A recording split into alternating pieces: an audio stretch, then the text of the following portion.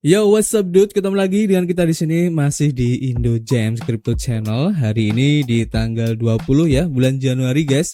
Dan seperti biasa, kita lihat ya bagaimana update dari global crypto market cap guys. Terlihat di sini ya, dari data coin market cap menunjukkan adanya kenaikan meskipun tipis ya di 1% guys. Dan untuk Fear and Greed Index tampaknya turun lagi ya, menembus di area greed. Dan sekarang ada di area netral guys di poin 57 ya, dan itu wajar-wajar saja karena adanya penurunan beberapa hari ini guys. Dan tentu saja ini adalah efek kontribusi ya dari Bitcoin dan juga teman-teman ngerumpinya di sini ya. Kalau kita lihat dalam waktu 24 jam ini untuk Bitcoin memang bisa dilihat ya sideways di 0,7%, tapi kalau kalian lihat di grafiknya semalam cukup signifikan ya untuk pergerakannya. Dan kalau kita lihat juga ya semalam untuk Ethereum dan beberapa altcoin lainnya pergerakannya cukup volatile banget guys malam, dan memang sekarang sudah recovery lagi ya, dan itu menunjukkan ya bahwa optimisme dari market ini sebenarnya masih besar banget guys, dimana para investor yang sudah mengambil profit ini menunggu di harga bawah ya untuk bisa mendapatkan harga lebih murah guys. Kalau kita lihat di sini ya untuk Ethereum sideways ya, perubahannya tidak terlalu signifikan di 0,8%, untuk BNB di 1,5%, dan beberapa altcoin lainnya kalau kita lihat di sini memang tidak terlalu besar guys, dan rata-rata perubahannya di antara 1 sampai 2% aja. Tapi kalau kita lihat ya dari pergerakan harga Bitcoin itu sendiri, terlihat di sini guys untuk resisten di harga 41.000 tampaknya tidak kuat ya menahan gempuran aksi jual ya dari para investor, dan terlihat di sini sempat mencoba retest di harga 40.200 atau di 40.300 ya, belum sampai di 40.000 guys, tapi sudah ada rebound. Dan sebenarnya hal ini wajar-wajar saja ya, karena para investor besar pasti sudah menduga akan banyak para retail ataupun orang-orang yang menunggu di harga 40.000 tepat ya, tapi sudah dihajar untuk naik lagi guys ya, dan sekarang ada di harga 41.600 ya. Dan kita lihat aja apakah ini akan bisa mempertahankan harga atau justru akan ada aksi jual lagi ya yang akan membuat harga Bitcoin ini turun lagi untuk mencoba retest di resisten berikutnya ya, tepatnya di sekitar harga 38.000 atau untuk lebih konservatif lagi di 36.000 guys. Oke, jadi kita akan update lagi untuk beberapa hari ke depan, dan kita langsung aja ke informasi hari ini guys ya. Kalau kita lihat dari harian Crypto Intelligence diinformasikan bahwa Bitcoin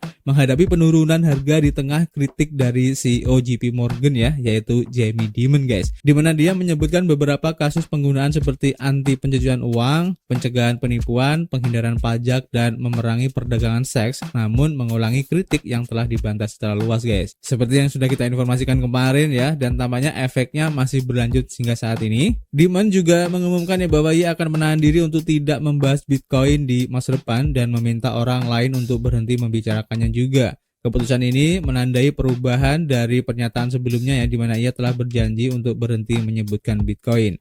Ketika ditanya ya tentang pendapatnya tentang peluncuran dana yang diperdagangkan di bursa atau ETF untuk Bitcoin spot baru-baru ini ya, Dimon menyatakan ambivalensi guys tentang pesaing yang merangkul Bitcoin. Ia merujuk pada Larry Fink sebagai CEO BlackRock ya, yang ETF iShares Bitcoin Trust atau IBIT menerima lebih dari 700 juta dolar ya arus masuk dalam 3 hari pertama. Dimon mengakui bahwa setiap orang memiliki pendapat yang berbeda dan menekankan keragaman perspektif di pasar ya. Ia memperkirakan Bitcoin akan berfluktuasi antara 47.000 dan 38.000 ya dalam beberapa bulan mendatang, dengan lebih banyak perhatian beralih ke mata uang kripto alternatif atau altcoin guys.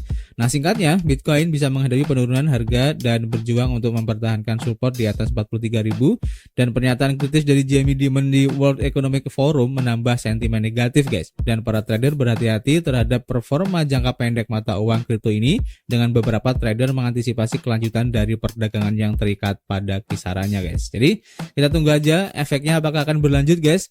Dan kalau kita lanjut ya ke informasi berikutnya, kita lansir dari harian Decrypt, diinformasikan di sini bahwa Grayscale mengirimkan Bitcoin ke Coinbase guys dalam klip sekitar 500 juta dolar guys. Nah ini alasannya ya. Jadi uang tunai terus mengalir keluar dari ETF Bitcoin Grayscale ya, sementara dana lain mengalami keuntungan Dan ini adalah yang terjadi sebenarnya guys. Jadi Bitcoin telah terpukul keras minggu ini, turun lebih dari 14% ya, meskipun ada persetujuan bersejarah untuk dana yang diperdagangkan di bursa kripto ETF lebih dari 7 hari yang lalu. Dan tampaknya Grayscale, manajer aset digital yang dimiliki oleh raksasa kripto Digital Currency Group, mungkin memiliki banyak kaitan ya dengan hal itu guys. Jadi investor dari Grayscale Bitcoin Trust yang baru-baru ini dikonversi menjadi ETF Bitcoin setelah persetujuan SEC, telah berbondong-bondong ya keluar dari posisi mereka dan membuat para analis terkejut dengan besarnya aksi jual. ETF Bitcoin Grayscale mulai diperdagangkan minggu lalu bersama dengan 10 produk serupa lainnya. Sebelumnya Trust telah menjadi dana tertutup ya, di mana investor tidak dapat menukarkan saham mereka dengan Bitcoin. Tetapi sekarang ini adalah ETF dan investor menguangkannya dalam jumlah besar guys. Lebih dari $0,5 miliar diuangkan dalam beberapa hari pertama dalam 5 hari terakhir ya. Lebih dari $2,2 miliar telah keluar dari dana tersebut menurut data dari Bloomberg. Dan semua ETF lainnya mengalami arus masuk, di mana BlackRock iShares Bitcoin Trust atau IBIT adalah pemegang saat ini dengan trust masuk sebesar $1,2 miliar.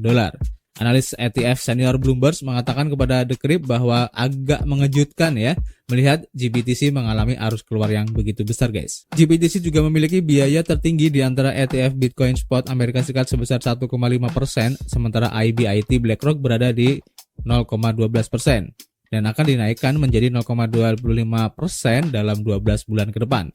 Investor yang melarikan diri dari GBTC pada gilirannya akan membuat Grayscale mengalihkan sejumlah besar Bitcoin ke bursa kripto Amerika Coinbase yang tujuannya untuk dijual dan menyebabkan harga Bitcoin ini turun guys. Dan data on-chain dari Arkham Intelligence menunjukkan bahwa Grayscale telah mengirimkan sekitar 500 juta dolar Bitcoin ke Coinbase hanya dalam waktu 6 jam terakhir. Kepala penelitian manajer aset Eropa CoinShares James Butterfield mengatakan bahwa arus keluar tersebut kemungkinan besar menjelaskan penurunan harga Bitcoin ini guys. Terlepas dari arus keluar ini ya, Grayscale mengatakan kepada The Crypt bahwa dana tersebut sukses karena volume perdagangan yang tinggi. Jadi kita tunggu aja ya efek dari penjualan Grayscale ini. Dan kita harapkan aja ya ini tidak men-trigger kepanikan di market sehingga penurunan Bitcoin ini tidak akan terlalu signifikan, karena memang sebenarnya hal ini sudah diperkirakan ya oleh beberapa analis. Setelah terjadinya ETF ini disetujui ya, pasti akan ada aksi jual yang cukup lumayan sehingga akan membuat pergerakan harga Bitcoin ini turun beberapa bulan ke depan atau mungkin beberapa minggu ya, kalau memang antusiasme di market ini cukup besar ya dan tidak membuat panik market. Dan kita tunggu aja guys, kira-kira beberapa hari ke depan ini apakah Bitcoin bisa mempertahankan harga di atas $38.000 atau justru akan lebih parah lagi.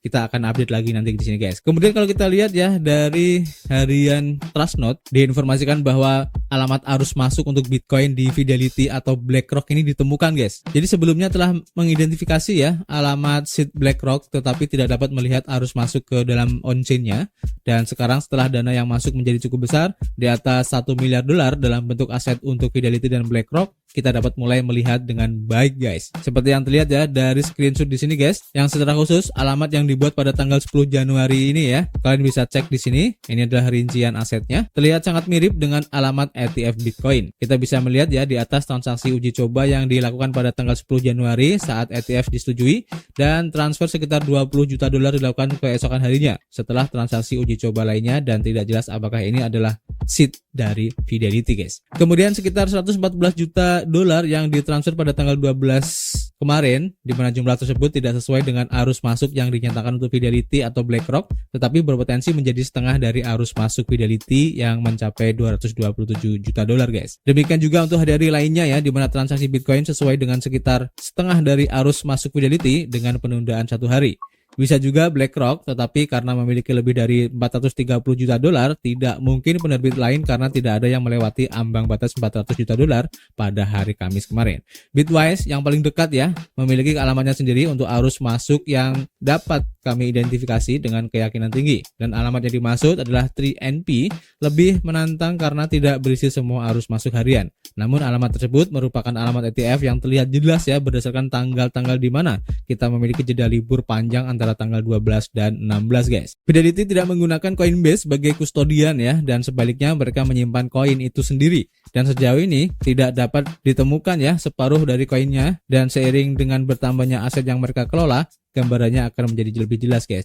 Jadi kita tunggu aja. Jadi cukup menarik ya untuk mengikuti kepemilikan dari beberapa aset manajer besar ini ya, tentang Bitcoin mereka guys, yang dipegang berapa dan baik arus masuk dan juga arus keluar ya. Ini cukup menarik karena apapun yang dilakukan oleh para aset manajer ini akan membuat semacam sentimen ya, baik positif maupun negatif, yang tentu saja para retail ini akan mengikuti apa yang dilakukan oleh para paus ini guys. Oke, jadi kita akan update lagi nanti. Kemudian di sini ada info yang cukup tidak mengenakan ya, kalau kita lansir dari Cryptopolitan guys, diinformasikan bahwa bursa HTX ini melanjutkan operasi setelah adanya serangan DDoS. Jadi kemarin memang ada serangan DDoS yang dialami oleh exchange HTX ini guys, dan sempat membuat panik juga ya. Tapi dengan cepat HTX ini memulihkan serangan DDoS-nya sekitar 15 menit guys, dan serangan tersebut yang menargetkan HTX dan organisasi otonom terdesentralisasi HTX DAO tidak membahayakan dana pengguna, seperti yang dikonfirmasi oleh penasihat dari Justin Sun ini guys. Justin Sun, penasihat industri kripto terkemuka untuk HTX, mengkonfirmasi ya hari ini bahwa layanan telah kembali online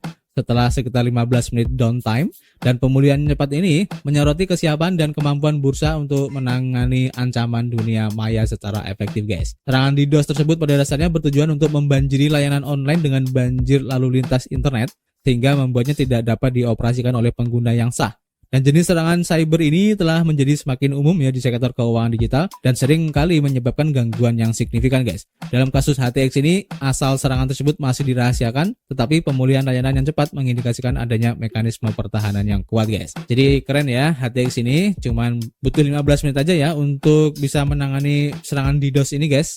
Dan ini bagus ya, sekaligus membuktikan bahwa exchange DDoS ini kredibel dan punya kemampuan ya untuk mempertahankan diri. Tapi ada aja ya di luar sana itu orang-orang yang istilahnya itu berpikiran kritis ya, dimana seperti yang kalian tahu untuk Justin Sun ini sebenarnya orang lebih berperspektif buruk ya dengan tingkah lakunya dan lain-lain, sehingga serangan dari HTX ini ada yang bilang juga adalah skenario yang dibikin-bikin guys oleh si Justin Sun ini, yang seakan-akan membuat skenario di mana HTX ini bisa menangani masalah seperti ini hanya dalam waktu 15 menit saja. Jadi untuk menaikkan kredibilitas ya dari HTX itu, dan untuk benar atau enggaknya kita serahkan pada teman-teman semua. Oke. Kemudian informasi yang terakhir ya, berhubungan dengan VeChain guys, kita lansir dari harian Daily Hodl. Diinformasikan di sini bahwa akun media sosial dari akun VeChain mempromosikan penipuan hadiah palsu guys, dan setelah peretasan, project ini berjanji untuk mengganti kerugian para korban guys. Jadi seperti yang sudah kita informasikan kemarin ya, bahwa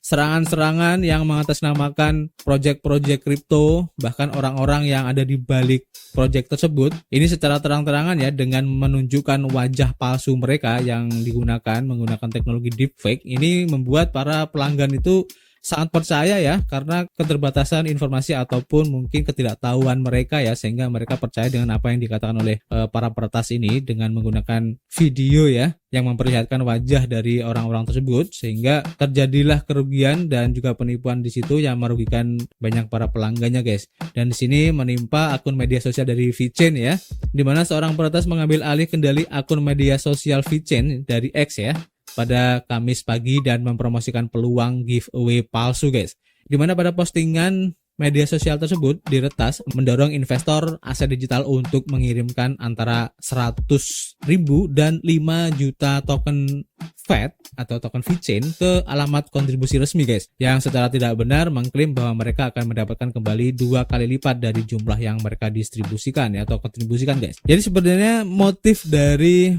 peretas ini banyak kita temui ya, bahkan kalau kalian sadar ya, di iklan YouTube pun ada ya yang memperlihatkan video ya yang mengatasnamakan mungkin dia orang-orang terkenal ya, seperti CEO dari Cardano, CEO dari Tesla. Pokoknya tuh biasanya mereka menggunakan wajah-wajah dari orang-orang besar guys, dan biasanya juga orang-orang besar di belakang project-project kripto, sehingga dengan teknologi deepfake ini mereka bisa merubah wajah seseorang sesuai dengan wajah yang orang inginkan.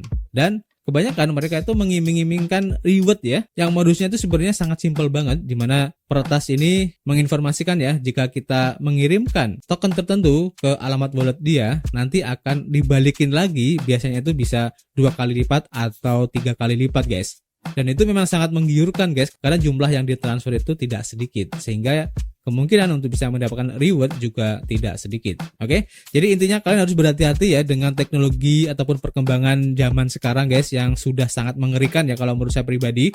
Oke, ini sangat mengerikan dan sudah banyak yang menjadi korban ya.